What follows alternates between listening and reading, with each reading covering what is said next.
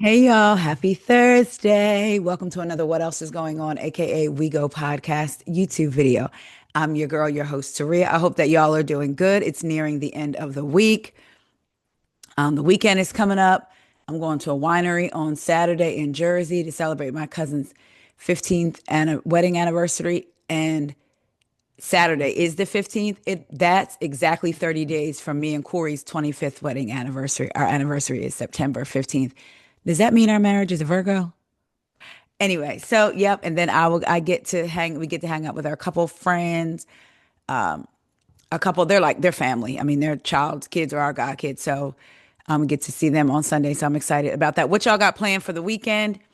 What y'all doing? Where y'all going? Are y'all just chilling and relaxing in your house? Because I loves to do that too. Are y'all working? Y'all let me know. All right. Just a couple little things I wanted to get into with y'all. As a family, we are a YouTube family, a Yamily, a Yatamily. We just a YouTube family. But let's get into it. First up, let's get into this update from Perez Hilton's sister.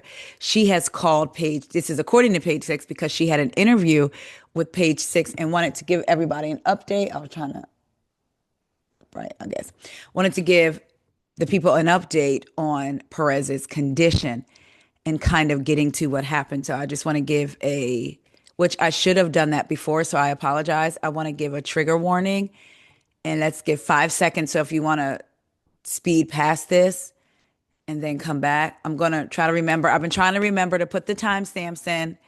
If I forget, charge it to me, kind of like rushing through my brain to the next thing. But I've been trying to put the timestamps in. So 1,000, 2 1,000, 3 1,000, 4 1,000, 5 1,000. Okay.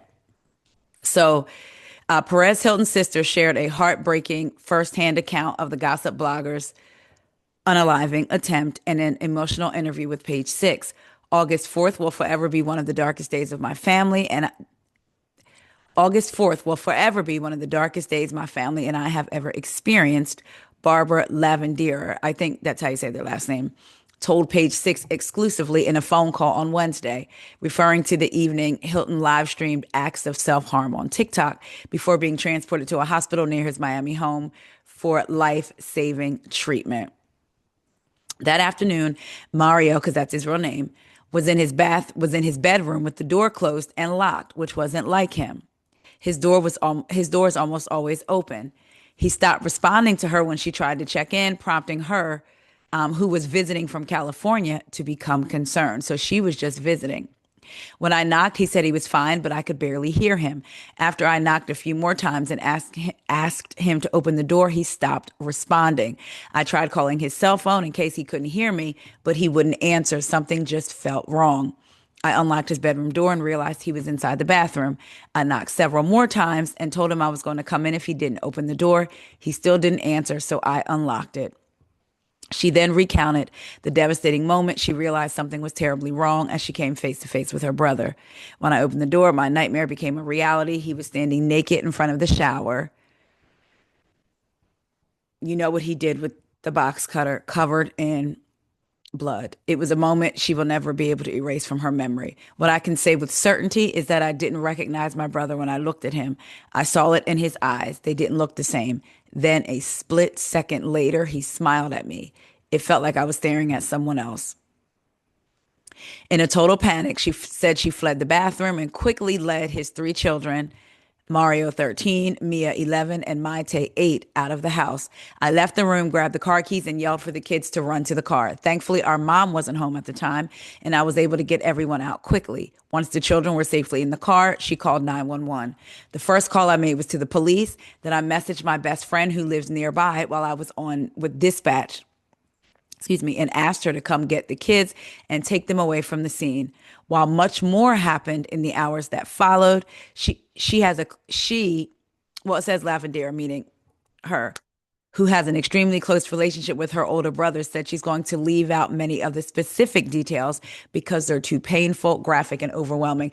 When I heard that this had happened, I don't know why, y'all, that it didn't click in my mind that this was life or death. And by that, I know if someone is cutting themselves, clearly that could happen. But the way she describes it and how it said in the beginning of the article, he was taken to the hospital for life-saving treatment. I guess it just didn't click to me that I knew that he could have passed away that night, but like he had to get to the hospital or he would have, passed away that night. I don't know why it just didn't click in like that. Thank God that his sister was there, and that she is the one that found him. So let's see. She continued to page 6. Eventually, I was able to go back into the house while I waited for the ambulance and place towels over Mario to help stop the bleeding. He had already lost a significant amount of blood, yet he was somehow still able to speak, although his voice was very faint. The ambulance took him to the hospital, and I stayed behind to speak with the crisis team that arrived. She explained why she bravely chose to open up to page 6 about the harrowing details of that horrific day. I've debated for the past few days whether I should say anything personally. Mario has always been an open book. He's a public personality and someone who has shared so much of his life online. As his younger sister, I'm the opposite. I'm a very private person, and although I've worked with him for many years, I've always stayed behind the scenes. As the only person who witnessed what happened from the beginning to end, she said she feels she's the only person who can offer some clarity since so much has happened. I'm talking now for everyone who cares about him and has been sending their best wishes, but also because of all the rumors, false reporting, fake exclusives, and made up quotes going around. I can only share what I personally witnessed and experienced, but I want people to hear directly from someone who was actually there. She took a moment to shut down the misconceptions about his character, sharing that he is not the same person he was more than 2 decades ago when he launched his controversial website. So what she's saying is she's seen the people say, is this karma? Is this whatever for how he was? She's saying he's not the same person. Boom. And the first time I'm reading this is with y'all. She said the comments calling this karma have been especially painful. I wouldn't wish what my mother, Mario's children, and our entire family is experiencing on anyone. She understands that some people don't like him while others even hate him. Mario has publicly acknowledged the harm that he caused earlier in his career. In 2010, he went on network television and admitted, that the outings, doodles, and other things he did were wrong, and he has apologized repeatedly. She pleaded with the public for some respect as her family navigates this difficult decision. I'm not asking anyone to forget or excuse any of that. I also understand that some people will always believe he hasn't done enough despite his efforts. I'm simply asking people to recognize that he has changed tremendously over the past 20 years and has genuinely tried to become a better person. I don't believe someone should be reduced forever to the worst thing they did in their past, especially when they've admitted to the harm and genuinely tried to grow. Whatever anyone thinks about Mario, his children, and our mother are innocent. They shouldn't be punished or tormented because of how people feel about him. That was a lot. It is all just sad, really, whether you like him or not. Like she said, he has family that loves him. He has children. And for somebody to be driven to that, they are struggling. So listen, I pray, I still continue. I thought it's kind of dark. I hope that's not too late. I pray that he continues to get the help that he needs, and that his children are not forever scarred by this. So I just wanted to give you all an update since we talked about what happened. That's the update. Next up, it's New York City. Max rent. Wait, Max.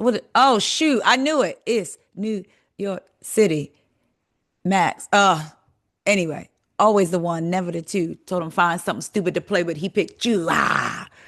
Well, because of lyrics like those, not those particular ones. No, I'm just kidding, because we don't know if that's about Clarissa Dooley. Because of lyrics in one of Remy's songs that dropped, Papoose has retained a lawyer. Well, he had his lawyer send a cease and desist. Let's get into it.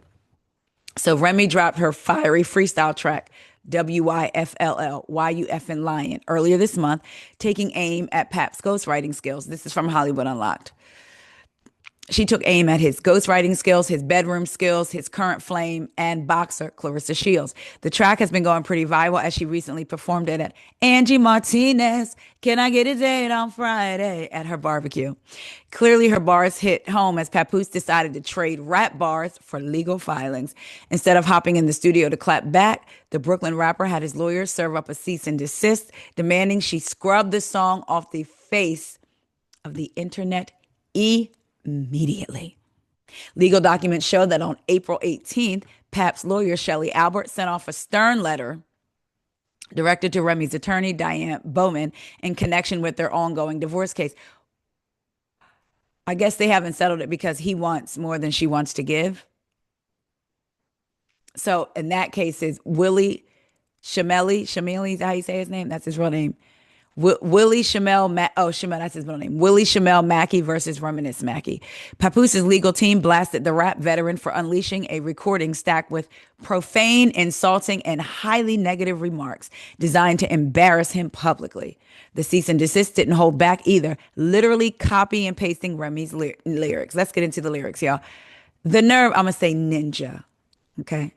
The nerve of ninjas claiming they wrote these hits when their whole career they ain't never ghost wrote ish. Not for me or anybody else. You always acting like you helping a ninja. Go help yourself. And called out her blows aimed at Clarissa, including in competition with herself. I don't know that B. Hoes be doing the most over so dick. You want to be a baddie, but you ain't bad enough.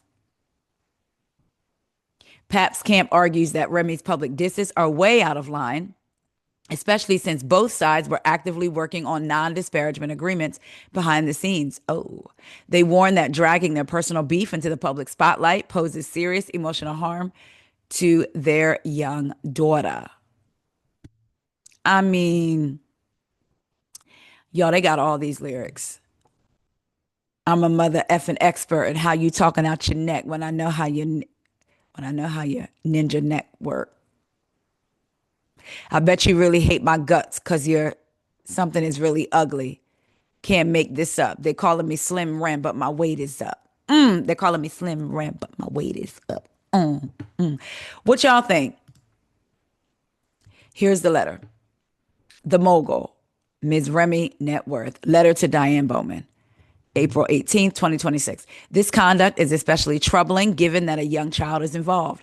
Materials of this nature placed into the public sphere may one day be viewed or heard by the child, causing unnecessary emotional harm and exposing the child to deeply inappropriate conflict between the parents.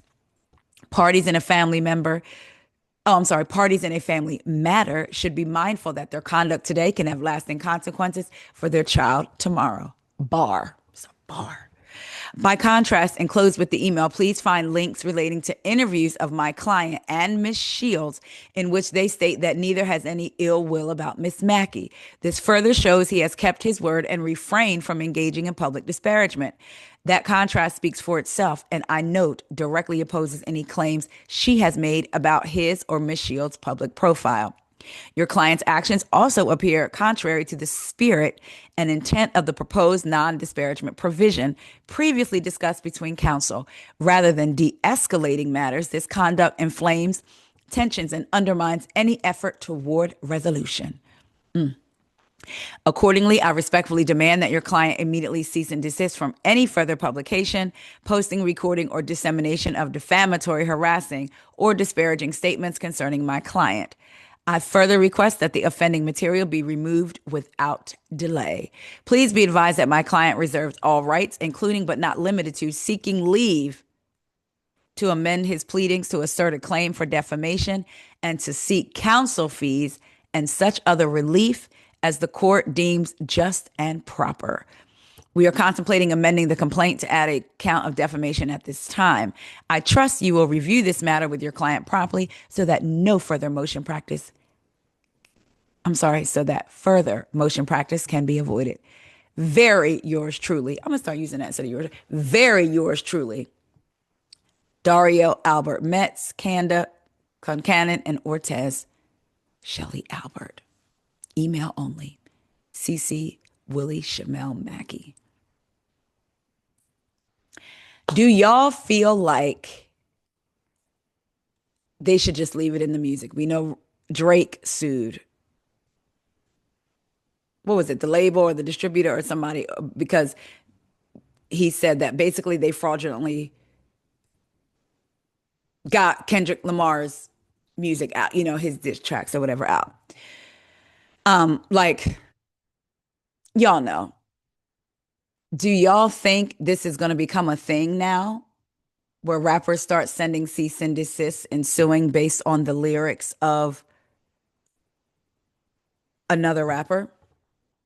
Do y'all think that Papoose has a point that his daughter will see this one day? Is it time to change the way rap beefs? And they don't even have a rap beef because it's not like he's rapping. But I'm just saying, is there going to come a time when rap is going to be policed even more and lyrics? I mean, we know that lyrics have been used against rappers, but is this going to become more and more and more? And should it? Or should they leave it all in the booth? I can see what he's saying as far as his child seeing it. I also feel like, I hope I didn't just burp into the mic. Sorry if I did. I also feel like if now Remy says he didn't ghostwrite anything. He says he did. In saying that, is that admitting to him helping Remy writing disses to other rappers before that may have had children and other family members that may see it? So if you're claiming to have ghostwritten for Remy, and we know that she's had diss tracks, Sheether, hello, is it wild for you to be wanting this song taken down about you when you're claiming that, again, you ghostwrote some of her tracks, and if some of them happen to be disses, those rap artists' children can one day hear the lyrics written about them? Like, how does that work? If you've been a participant in what you're now sending a cease and desist letter about. I'm not gonna lie, I've have felt like songs are songs. I know that people have their differences, opinions. I mean, I sometimes do feel, for me, with battle rap, not even just battle rap, if you're doing a diss track, I honestly felt like the purpose was nothing was off limits. Nothing. Your mom, your cat, your dog, your sixth grade teacher that you love, like nothing was off limits. And yeah, it's almost designed to make you go, ooh, right? The listener do that. Maybe it's time to change that, or I don't know. Because again, I can see some of what he's saying, but also if you've helped her do that to other artists, as you claim, then how are you now asking, hey, I don't want it said about me because my child may see it? I don't know. Y'all let me know what y'all think. Moving on, child, we knew it was coming. What's her middle name? Diane? Ain't that what Kelly called her? Y'all, when I read Kelly posting about Angela yesterday, Kelly called that woman by her full government name, and I laughed because I read it in Kelly's voice. It's like when I read their things online, I read them in their voice. So we know that Kelly posted an image showing that Angela's home had been in pre-foreclosure. Now, I will say this. There are no records of that house ever being in pre-foreclosure. There is a rumor, and right now we can only call it a rumor, circulating online that the screenshot is fake, like it was doctored to put those numbers. I'm not saying Kelly would do that, but maybe someone sent it to Kelly because it would make sense if that was the case, only because, not that Kelly did it, that someone sent it to her, because at the reunion again, they talked about her losing her rental property for 2 million. And then they decide, oh, let me just get a screenshot of her home, which is wild because if you have a picture of the home, you can get the address. Like, anyway, so I can see if somebody did create that. I don't feel like Kelly would do that. I feel like maybe somebody, you know how people send info to the housewives? So I don't know, but Angela came on down. But again, the internet says there's not been a foreclosure, a pre-foreclosure on that property. The last action was it was sold in 2021, which I'm assuming was to Angela and Charles. Let's get into it. Angela said, first, congratulations to Who is Gary on his victory. Child with two wine glasses. Baby, thank you for confirming I have my own coin. My 2 million plus investment property was purchased by me, has over 1 million in equity, is not in foreclosure, and just underwent a 500K cash renovation. I think she's talking about the one that she got recently. We also still own our marital home and rental properties. No prior evictions required. You wouldn't qualify.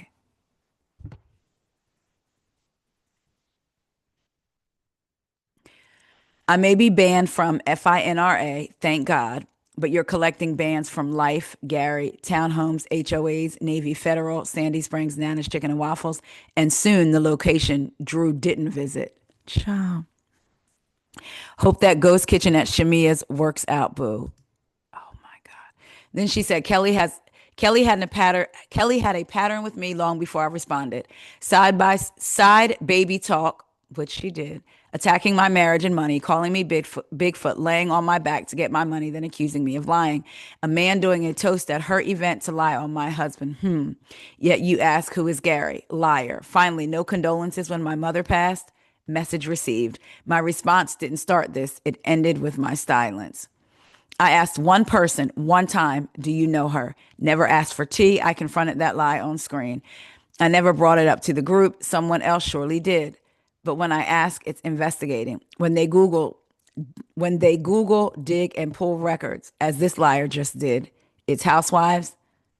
Oh, so she's trying to say when she does it, it's investigating. When they do it, it's housewives. Well, people say that on the other side. They say people are okay when you do it, Angela, but get mad when Kelly does it. So it's not just one. Both sides, Angela. Chill.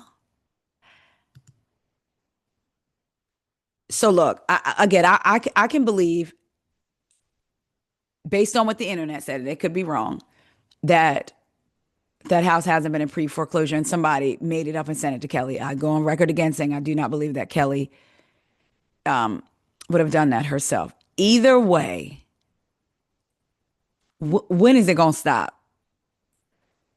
Like, is Kelly going to come back out with a response? Is Angela going to post her mortgage payments? She did say, we still own our marital home, which they do, and rental properties. No prior evictions required. You wouldn't qualify. The way she's talking, Angela mentioned it on the reunion, but she's talking as if this Nana's location is going to close. I hope not, because I want to try. People keep saying her chicken is so good. Shout out to Chase from No Chaser TV. When he went and interviewed Kelly there, he said the chicken was so good. Cynthia said it's good. The girls say it's good, so I want to get there to try it. And just for her sake, I hope she does. And we do know that she tells the ladies in this week's coming up, part two, I think, that none of them own a brick and mortar when, as many people have said, Phaedra has a brick and mortar, which gave you free legal services. But I get it. I get it. When does this end, though? Is Kelly going to respond? Then is again. Then is Angela going to post her rent? I mean, sorry, not rent. Oh, child. I'm sorry, Angela. Her mortgage payments, because I don't want Miss Angela to come over. Listen, because with the way Angela's mouth is set up, we would go back and forth, and then might have to tussle a little bit. Okay, might have to take one of her fans, let it catch in one of her wigs, and swing her around like that. No, but for real, I mean, it can be funny. I will say woof, this is a lot. This is a lot. Again, I'm laughing at both of them. I ain't saying one's right and one's wrong. If that picture is fake of Angela's home in foreclosure, then it is kind of like, why do that? But otherwise, they're just gonna keep coming at each other. But again, I said it yesterday in my video. I don't want it to get to a point of they cannot recover, or you really do some damage to somebody, because that's where this is heading. and we don't want it to head there. So, y'all, that was Angela's response to Kelli. Speaking of responses, so Andy does what he does by giving us nothing when he's asked about something. Let's get into this. Not me trying to be smart and then my sound not on. See? Rude. This week about how much I missed her. All right, Oh, let's play it again. Don't try to be smart. Play Kelli again. from Minnesota. Andy, we need Kenya back. Are you ever thinking about bringing her back? Well, I'll tell you this. I'm thinking about her all the time. I texted her last week about how much I missed her. Oh, Like I said, giving us nothing when asked about something. So a caller wanted to know, or a writer, somebody wrote in, either a caller or a writer wrote in, we need Kenya. Are you thinking about bringing her back? Andy said, I'll tell you what, I texted her last week and let her know I missed her. Is that code for once the lawsuit blows over, she'll be back?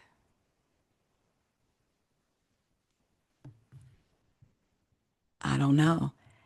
He likes her, so I can see wanting her back. Now there's a lot of mixed reactions. Some people say nope, nope, we're good. Other people are like, yes, we need Kenya Moore, bring her back. I said it either in my conversation with Carlos, which again, shout out for y'all for showing our conversation love, or my upcoming episode out tomorrow with the person I had on. Um, I never thought I'd say that I want to see Kenya back because I've never really been a fan of hers, but I actually would like to see her back. And I think I get into that more with the episode that I put out. Hopefully the episode will come out tomorrow. It's been recorded since yesterday, but y'all know C Breezy does the producing, and child, the way this new position, it's like it's even more as a supervisor, why is it even more work? But anyway, I'm just blessed that he loves his job. He likes his job. So there. But anyway, so I'm hoping he'll be able to do that tonight because y'all know I'm not editing a thing. Okay. He does that. But anyway, what y'all think? I feel like he misses her, like he said. I mean, he said he texted her. And if he didn't text her, Kenya will be right out here. I ain't heard nothing from anyone. She said before that he supported her when it all went down, that she had heard from him before. So maybe it's the same. Y'all let me know what y'all think. Do y'all want to see Kenya back? Are there any of y'all that are like me that didn't see it for Kenya and now in her absence, you're like, go ahead and bring her back? Who's Team Twirl out there? Who's always been Team Twirl, no matter what? Y'all let me know. I want to hear your thoughts on Andy giving us nothing while being asked about something. Let me know what y'all think about the Angela and Kelli of it all. Do y'all mind this back and forth? Do y'all think we on a rocket straight to the bottom? What y'all think about Papoose sending a cease and desist? And I don't even have to know what y'all think. I think we're all saying prayers for Perez Hilton's family. I love y'all so much, and I will talk to y'all later. I'm in a sweatshirt because I worked, then went to the gym. Okay. Okay. I'm gonna have to do a little bit of balance because y'all know I wasn't coming down in sweatshirts anymore. And then I had started again. Now I'm trying to, I gave y'all real clothes yesterday, but I had to give y'all a little sweatshirt today. Love y'all, and I will talk to y'all later. See ya. Make sure to like, comment, subscribe, hype the video if you like. Y'all, I love y'all. I gotta tell y'all, I said my next goal, it was 8,000, and then we're gonna take it by the thousands, but break it down in hundreds. So right now, y'all just doing me right, boy. I'm at 8,065, 35 away from 8,100, and we're going all the way up. All right, y'all. Love y'all again. Talk to y'all later. See ya.